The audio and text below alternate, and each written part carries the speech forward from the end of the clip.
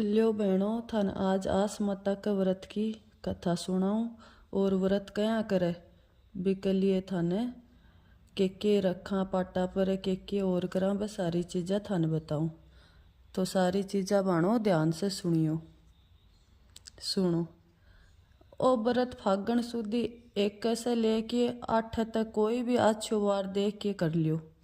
ए दिन कहानी सुना जद पाटा पर जड़ को लोटो भर की रख देवा, गेहूं रखा, रोली चावल सिरो पूड़ी रख दिया। अगर जरूरी होवे तो नहीं, कोई जरूरी कोनी। लोटा पर एक साथ हो करके चावल चढ़ावा, 7 दाना गेहूं का हाथ में लेके और आस माता री कहानी सुना। और सिरो पूड़ी रिपिया पर बानो निकाल कर सासू जी का पगा ला के दे देवा।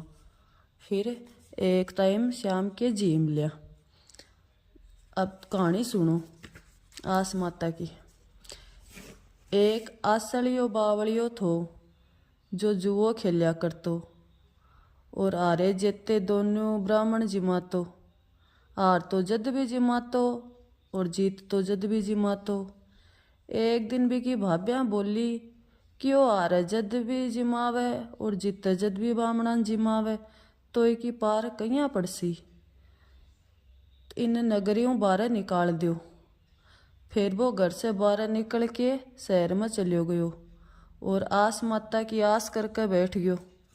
सारे शहर में खबर फैल गई कि एक जुआ को बहुत बड़ो खिलाड़ी आयो है।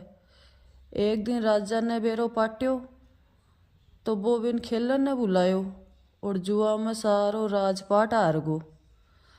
आसलियो बावलियो राज करने लाग्यो। फिर भी के भाई भाभ्या ने बेरो पड़ियो तो वे लोग असलिया बावलिया ने ढूंढने निकलिया। चालता चालता वह एक शहर में पहुंच गया और बठे जाके सुनिया कि एक आदमी जुआ में राज जीत गो।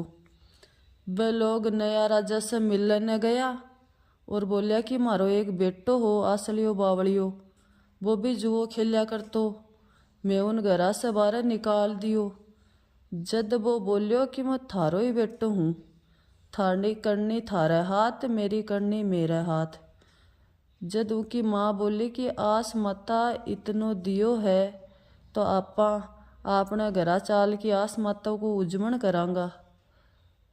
आपने घरा जाके उजमन करस्या और सारा राजपाट करने करस्या। तो फिर वह आपका घरा गया और आस माता को बहुत बढ़िया तरीका उजमन करियो और राजपाट करने लग गया। तो हे आस माता असली बावलिया ने दियो विश्व सब ने दिए, कहता ने सुनता ने हुकारा भरता ने आपने सारा परिवार ने दे। अब एक बाद में आपा सुना विनायक जी की कहानी। तो सुनो विनायक जी की कहानी और सुना दूं थाने।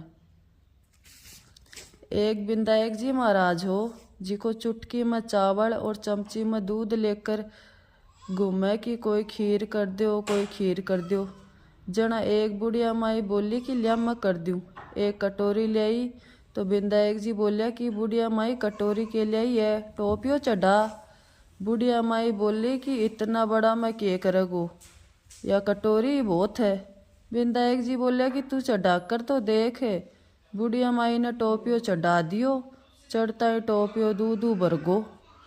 विनायक जी महाराज बोलिया कि मैं बाहर न जाकर आऊँ हूँ तो खीर बना कर राखिए। खीर बनकर तैयार होगी। विनायक जी आयो को नहीं तो बुढ़िया माई को मन चाल गो। वह दरवाजा के पीछे बैठ के खीर खाने लागी और बोली कि जे विनायक जी महाराज भोग लगा लियो। इतना में ही विनायक जी आया और पूछे कि बुढ़िया माई खीर कर ली के। बुढ़िया माई बोली कि हाँ कर ली, आओ जिमो। जद विनायक जी बोलिया कि मैं तो जिम लिया, जद तू भोग लगाई ही जद्दी। बुढ़िया माई बोली कि है महाराज मेरा तो पर्दाफाश कर दिया, लेकिन और कोई का मत करिए।